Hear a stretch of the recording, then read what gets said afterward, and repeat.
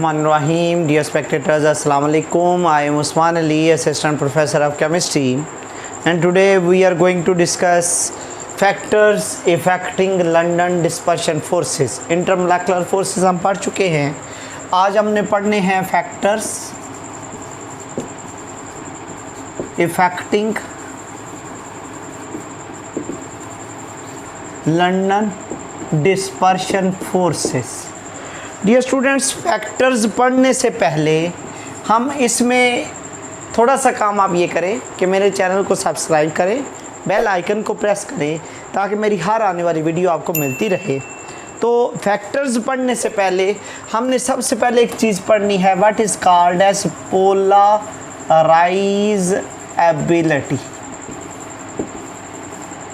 Polarisability क्या होती है? डियर स्टूडेंट्स, हमारे पास एक नॉन पोलर मॉलिक्यूल है जिसमें इलेक्ट्रॉन क्या होते हैं? सिमेट्रिकल.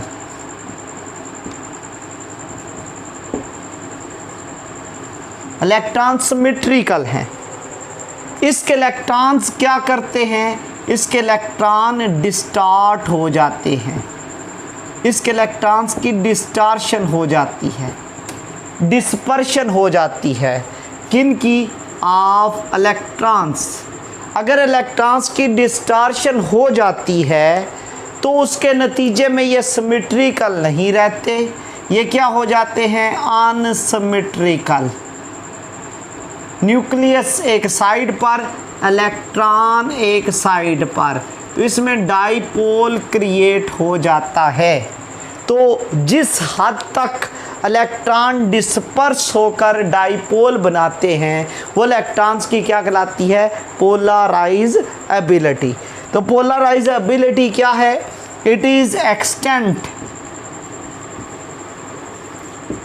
टू विच, ये हद है कि जिस हद तक, to which electrons of an atom or molecule are dispersed to produce, क्या पैदा करने के लिए? to produce dipole is called as polarizability. जितने ज़्यादा इलेक्ट्रॉन डिस्पर्स होंगे उतनी पोलराइजेबिलिटी ज़्यादा होगी, और जितनी पोलराइजेबिलिटी ज़्यादा होगी डेफिनेटली लंदन डिस्पर्शन फोर्सेस भी ज़्यादा होंगी. तो सबसे पहला जो फैक्टर लंदन डिस्पर्शन फोर्सेस को इफ़ेक्ट करता है वो है number of electrons in an atom or size of atom, size of electronic cloud. Dear students, जितना इलेक्ट्रॉनिक क्लाउड का साइज बड़ा होगा, मीन एटम बड़ा है, ज़्यादा इलेक्ट्रॉन्स हैं, उतनी जितना इलेक्ट्रॉन्स का साइज़ बड़ा होगा उतना बेसिकली एटम या मॉलिक्यूल का साइज़ भी बड़ा होगा.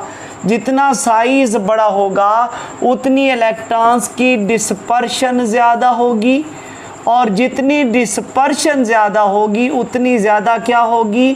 पोलराइजेबिलिटी.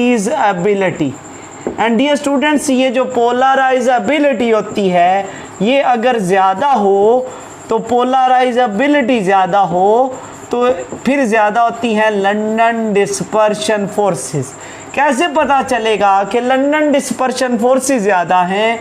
उतना उस मॉलिक्यूल का बॉइलिंग पॉइंट भी ज़्यादा होगा. इसका मतलब है कि बॉइलिंग पॉइंट किस पे डिपेंड करता है? लंदन डिस्पर्शन फोर्सेस पे. तो एक हम नोबल गैसेस को ले लेते हैं. हीलियम है, नियॉन है, आर्गन है, क्रिप्टॉन है, जीनॉन है और रेडॉन है. इनमें टॉप टू बॉटम जो है वो बॉइलिंग पॉइंट इंक्रीज होता है. क्यों इंक्रीज होता है? आल्दो ये नॉन पोलर हैं लेकिन इलेक्ट्रॉन ज़्यादा होंगे तो बॉइलिंग पॉइंट बढ़ेगा. कितना बढ़ेगा, इसका होता है -268 समथिंग और इसका होता है -61 डिग्री सेंटीग्रेड। तो बॉइलिंग पॉइंट क्या हो गया है, ज़्यादा इंक्रीज हो गया है।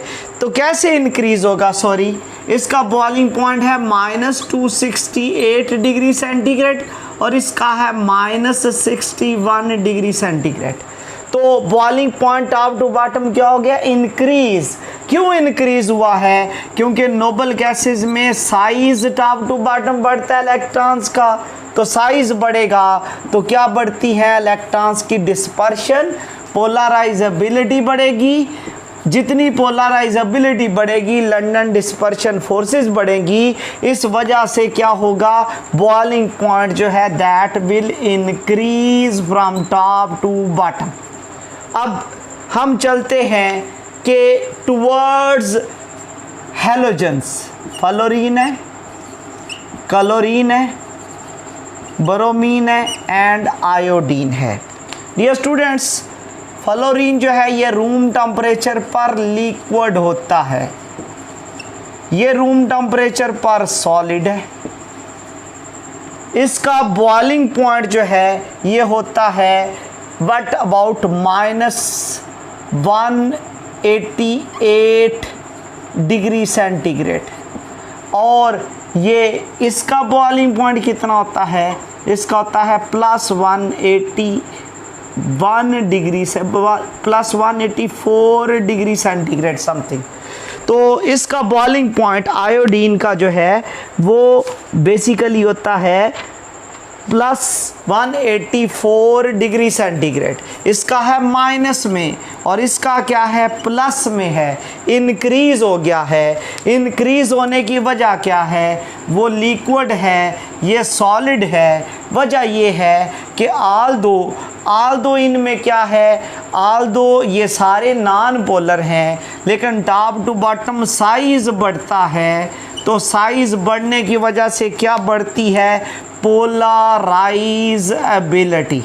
तो अगर पोलराइजेबिलिटी बढ़ती है तो फिर लंदन डिस्पर्शन फोर्सेस बढ़ती हैं, वो ऑलरेडी हम टॉप पे पढ़ चुके हैं। इस वजह से वो गैस और ये रूम टेम्परेचर पर क्या होता है, सॉलिड होता है। तो ये इम्पॉर्टेंट शॉर्ट क्वेश्चन है, why fluorine is gas at room temperature whereas iodine is solid. तो आपने बोलना है आयोडीन का साइज बड़ा है, तो जितना साइज बड़ा होगा उतनी इलेक्ट्रॉन्स की डिस्पर्शन ज़्यादा होगी, उतना बॉइलिंग पॉइंट भी ज़्यादा होगा क्योंकि पोलराइजेबिलिटी बढ़ेगी।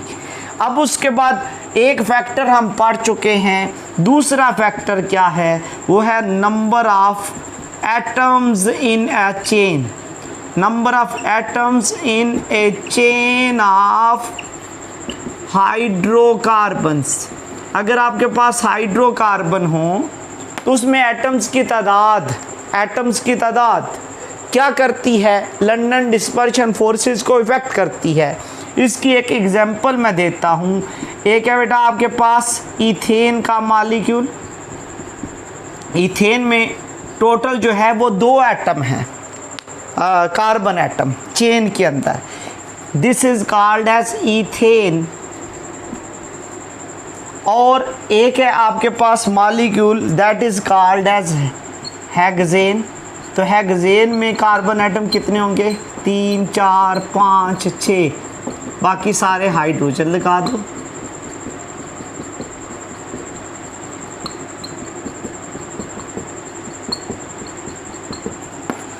ये है हेक्सेन का मॉलिक्यूल।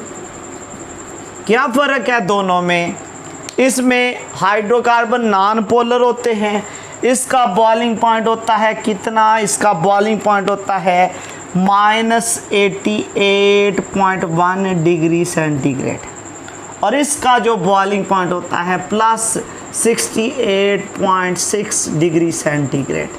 तो क्या फ़र्क है, एक का -188 है और दूसरे का +184, एक का है -88 और दूसरे का कितना है, दूसरे का है +68.6 डिग्री सेंटीग्रेड। तो क्या फ़र्क है, वो रूम टेम्परेचर पर लिक्विड होता है, ये रूम टेम्परेचर पर क्या है, गैस है। तो क्या डिफरेंस है, डिफरेंस ये है जितने नंबर ऑफ एटम्स चेन में ज़्यादा होंगे उतना ज़्यादा क्या होगा, सरफेस एरिया, और जितना सरफेस एरिया ज़्यादा होगा उतना साइज़ बढ़ेगा, और जितना साइज़ बढ़ेगा उतनी इलेक्ट्रॉन्स की डिस्पर्शन ज़्यादा होगी, और जितनी इलेक्ट्रॉन्स की डिस्पर्शन ज़्यादा होगी उतनी पोलराइजेबिलिटी ज़्यादा होगी, और जितनी पोलराइजेबिलिटी ज़्यादा होती है उतनी लंदन डिस्पर्शन फोर्सेस भी ज़्यादा होती हैं। तो इसका मतलब है इसका बॉइलिंग पॉइंट -88 है, उसका +68 है। इंक्रीज़ क्यों हो गया, ये गैस है वो लिक्विड है, क्योंकि क्या इंक्रीज़ हुए हैं, number of atoms in A chain.